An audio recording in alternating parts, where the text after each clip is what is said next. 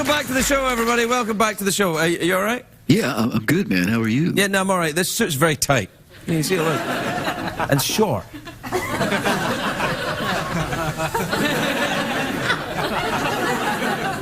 Yeah, that's what people want to see. My next guest is a best-selling writer. He's a friend of the show. He's an all-round talented, lovely man. And he smells a bit like biscuits. Please welcome Jonathan Ames, everybody. Jonathan Ames.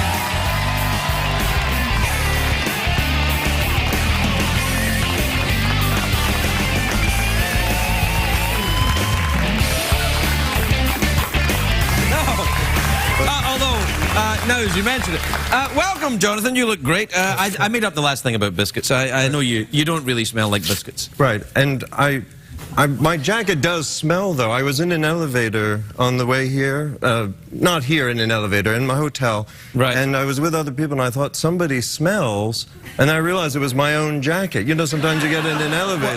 Well, how did that happen? Well, my armpits, like most armpits, they leak, and so it somehow... Well, there's all sorts of lotions you can get for that. You just put it on and, hey, presto, nothing. Or maybe a nice smell. Well, but I don't like to use deodorant because I want my odor to come out, but to women, because I read once in the science section of the Times that, you know, women, if they like a man's odor, then they will like him. Yeah, but this is old odor, though. This is old odor. No. Listen, you're taking dating tips from scientists. There's your problem right there. Well, but the scientists know a lot. I mean, they know how babies are made, and, you know, and women, they... Technically, they know how babies are made. Technically. Well, that's true. But do you wear deodorant? I mean, yes, I do. Okay. And I don't wear it only in my armpits. I cover myself in it, head to toe. Oh. I only leave a small area near my scrotum. And then do you get a funnel to smell that somehow? How do you? I mean, do you know? No, that? No, I haven't really thought it through. What I do is I cover myself entirely in deodorant. I leave a small area near my scrotum that smells of me, and that gets out and gets past the other smell and brings in the ladies. Oh, yeah. Well, I imagine that smell goes far. Yeah, that's it. Yeah. Pretty powerful stuff. Right. Yeah. But do you ever, before you lather yourself with deodorant, do you ever sort of smell yourself and kind of enjoy it for a moment, sort of taking stock? Or put your finger in there and... no. So how have you been? Are you good?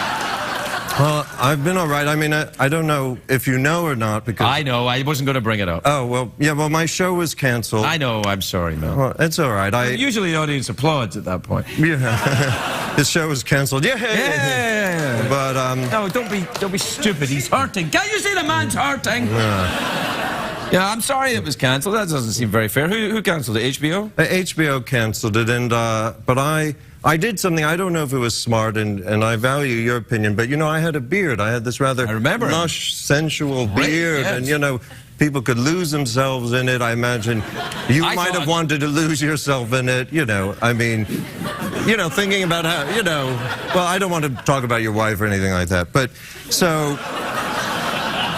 Well, no, in terms of hair and the pubic triangle, I thought that might have been why you might have been drawn to my beard. Oh, right, yeah. But I shaved my beard off, kind of... well... You shaved your beard off, why? Well, you know how Al Gore grew a beard after defeat and Conan O'Brien? So I thought, well, I'll take it off. But I think it was a mistake because... You know, I have these sort of albino eyebrows. I'm bald here, and I can't seem to spot myself in the mirror. And I thought, oh, my God, I'm coming on TV. Can I even be seen? I mean, can you... No. This is the perfect show for you because it's so badly lit. Your albino look goes very well here. Oh, you pop right out. Yeah, I imagine. Look at you. I mean, I look at you in the monitor. You look sensational. Yeah, you're like a... I cringed like Nosferatu. No. I don't like to look at myself anyway, so it's good I'm invisible. Well, why don't you like to look at yourself? You like to smell yourself, so why don't you like to look at yourself? That's right, I do like to smell. You know, I mean, maybe my nose is better than my eyes, or I enjoy my odor more than how I come across visually, but I don't know. Well, I don't like to look at myself because deep down, I feel like I'm a colossal fool, which I think is a good thing. No, I will not allow you to go down this avenue. I will not allow... Now, the last time you were here, we were talking about therapy, and you were in therapy and stuff. I think I think we should continue from where we were last time. Okay. All right. Now, you describe yourself as a colossal fool, which I think is a terrible... You wouldn't describe someone you like that. You have to start treating yourself like you're someone you like. Well, that's true. I mean, I guess I could imagine... I mean, not just because I'm on your show and I'm mesmerized by you at the moment, I could imagine that I'm you, but I don't know that I would walk around feeling good, I guess. But, Whoa. I don't walk around feeling good. Are you well, and you also feel like you're a colossal fool then, probably. I mean, I think it's good. Wait. Don't drag me down into your quagmire of despair. I mean, yes, I do feel like I'm a colossal fool, but that's my job. I was listening to you talking to the previous guest, and she was talking about pigs. Yes. And I noticed recently, perhaps while making love in a dream, I might not have probably made love in real life, but that I was sort of snorting like some kind of feral animal. That's good. You know, that's good. Like I was snuffling around. Like, yes, that's good. Yes, throw yourself wholeheartedly into the porcine erotic adventures. That's what you need to do. Yeah, I didn't think of myself so much as a pig. I'm more of a wild boar. You know what I mean? Snuffling around and... Let's not get ahead of ourselves. Yeah. But I think one thing I was thinking in terms of, you know, being an animal while making love is that when we're in the womb, we're different animals at different times. Like, I think we're briefly a snake, a frog, a dog, and then we become human. I think the embryo goes through all these phases. I see. Did you read this in the science section of the New York Times? I don't know if I read it there. No, I don't know if you did. Yeah. But well, you should. Maybe they'll have something on MythBusters. No, about I quite like the idea of that, actually. Yeah, and so I think when I have sex, it's like one of my animal sides is coming out. And then I was reading the Kama Sutra, and it talked about different animal noises that it's good to make. Right when I was feeling bad about snuffling like a boar, you know, because I like to sniff in the armpit, particularly, not just my own armpit. I like to, I'm sorry if that's gross. I'm a horrible person. No, but I like the smells, you know, of life. And so... But so I think it's good that my animal self might come out when I make love. I think it's fine. Also, in the Kama Sutra, which I was until this moment unaware there were words, but there's different animals noises you can make. They recommend pigeons, dove, pigeon, moorhens, geese. Yeah, well, you're a natural at it. Yeah. You've done the pigeon before. Oh, I've done the pigeon. Yeah.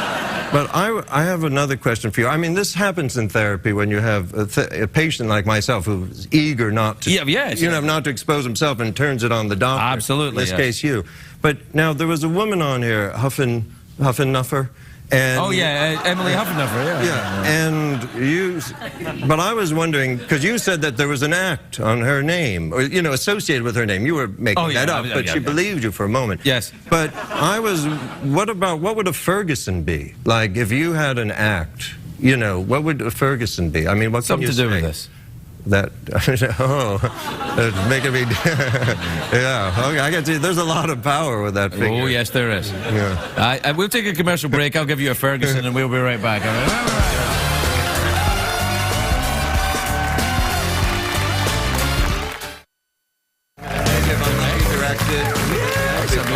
Welcome back, everybody. Welcome back. I'm here with Jonathan Ames, who's... we were discussing how you like to make animal noises during sex, but let's move on. Okay. Let's move on from that. It's not all about sex.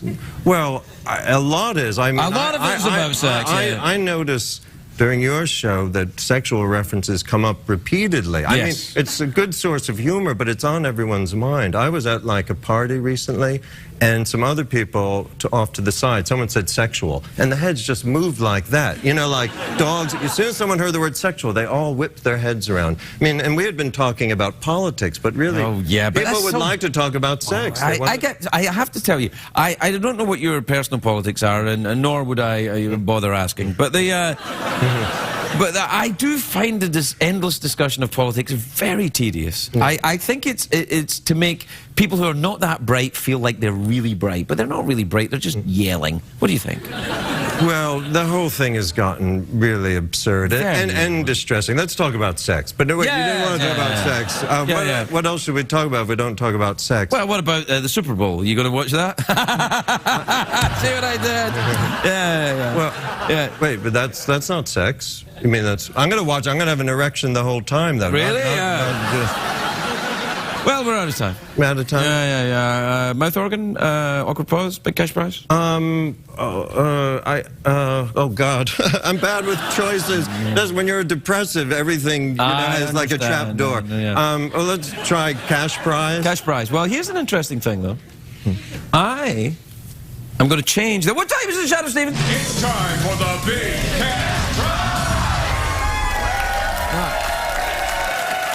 Here's what I'm going to do. Do I really get to... Yes, it's $50 American dollars, 2 ways to win. Actually, 1 way to win. I'm changing the rules. I'm smiling too happily at the money. Yeah. I used to drive a taxi, and cash kind of still excites me. Cash always excites me. Yeah, well, that's why I love driving a cab, but I have cash at the end of the day. You could buy your food, you know. Well, all right, then. Here...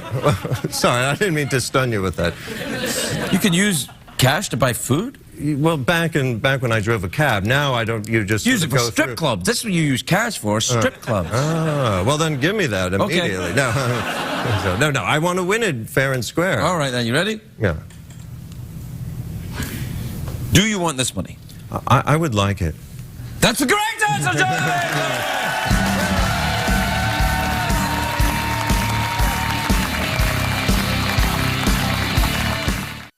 What did we learn on the show tonight, Greg?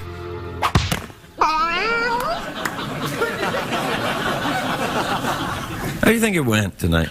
I thought it was awesome, man. Did you? I don't know. I think I'm kind of troubled by it. What's wrong, pal? Well, I just don't know if we put the right combo together for the pre-Super Bowl show. You know, you got a attractive actress from the CW show, and then Jonathan. You know. Listen, Craig, if there's any combo, it's pigs and scrotum funnels. That's your combo right there, man. Really? You think that's what people want? Oh, yeah, man. Do you like bacon? I love bacon. Is that code?